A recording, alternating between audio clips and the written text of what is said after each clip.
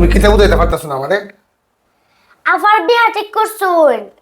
ই ছেলে 5 বছর হইছে, সরকারি চাকরি পাইছে, কোটি কোটি কোটি টাকার মালিক হয়ে গেছে গা। এর মধ্যেই তাহলে অতলা টাকা পাইছে কই? ঘুষখোরের কাছে আমার বোনকে বিয়া দিতাম না। ঘুষখোরে গেছে আমরা ডাকতাম দুলা ভাই। আমরা কি মান সম্মান নাই? আমার মেয়ের জামাই কোটি কোটি টাকার মালিক, এটা আমার জন্য গর্বের বিষয়। তোমরাও তো গর্বের বিষয় যে তোমরা বোন জামাই কোটি কোটি টাকার মালিক। কদিন পরে যে পত্রিকা তুলব তখন কি তা করবেন? এবার দিয়ে আমরা দুলা ভাইয়ের ছবি আইব। কদিন পরে দেখবেন আপনার ছবি উঠবো। কি যুগ আইলো, হইলের বুঝন ফলাত গেছে গা। তোমার কাছ থেকে বুঝ দিয়ে আমার ফলন লাগবো না কিতা? আবু শুনেন, অনেক সময় ছোট মানুষের বুঝ বড় মানুষের নল লাগে। আমি বুঝাইতেছি, আপনি কিলিকা বুঝতেছুন না। তোমার কাছ থেকে আবার কি বুঝ নিতাম?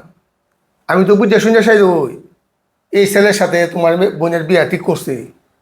ছেলে সরকারি চাকরি করে, অল্প কিছুদিন হয়েছে চাকরি ঢুকছে, প্রচুর সম্পদের মালিক হয়ে গেছে গা। আমার যেটা সুখে থাকবো এই চিন্তা ভাবনা করি তো আমি এই ছেলের সাথে বিয়াটা ঠিক করছি।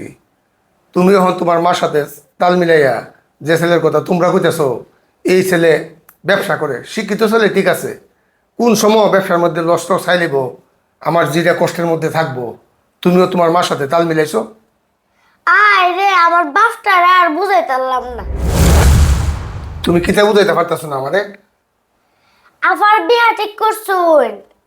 ই ছেলে 5 বছর হইছে, সরকারি চাকরি পাইছে, কোটি কোটি কোটি টাকার মালিক হয়ে গেছে গা। এর মধ্যেই তাহলে অতলা টাকা পাইছে কই? ঘুষখোরের কাছে আমার বোনকে বিয়া দিতাম না। ঘুষখোরে গেছে আমরা ডাকতাম দুলা ভাই। আমরা কি মান সম্মান নাই?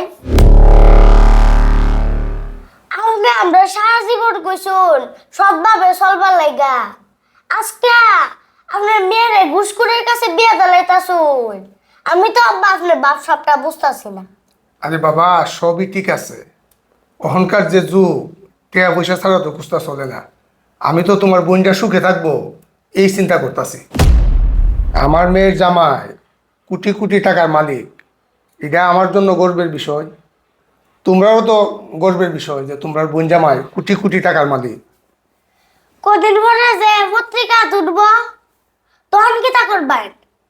এবার দিয়ে আমরা দুলা ভাইয়ের ছবি আইব।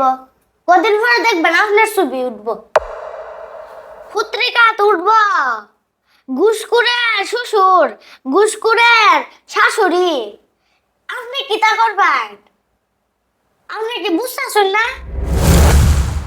আব্বা আপনার করছেন এই দেশ মানুষে ঘুষ খায়া কোটি কোটি টিয়া জমায়া বাঁচতেছে কেমনে? আর যখন পত্রিকা তুটব তখন আপনি কেমনে মুখ দেখাবেন, আমরা কেমনে মুখ দেখাবো? মা, তুমি তো ঠিক কথা কোথাছো। এটা যদি বুঝুন, সরকারি যে চাকরি করে আর ঘুষ খা, তাদের কাছে আমার বোন রে বিয়া দিতাম না। সৎভাবে যে চলে তাদের কাছে আমার বোন রে বিয়া দিব।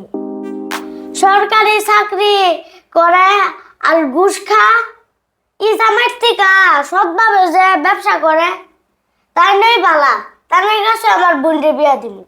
হ মা, তুমি ঠিক কথাই কইছো, আমার মাথাটা খুলছে। ওই ব্যবসায়ী সৎ মানুষ যে ছেলেটা, তার কাছে আমার মেয়েটাকে বিয়া দেব। দেখ আব্বা, আপনি যে বুঝছেন আমি অনেক খুশি হয়েছি। আপনারা বুঝছেন নি আমার বাপের আকলটা কেমন। 5 বছর হয়েছে সরকারি চাকরি করাল কোটি কোটি টিয়ার মালিক হয়ে গেছে গা।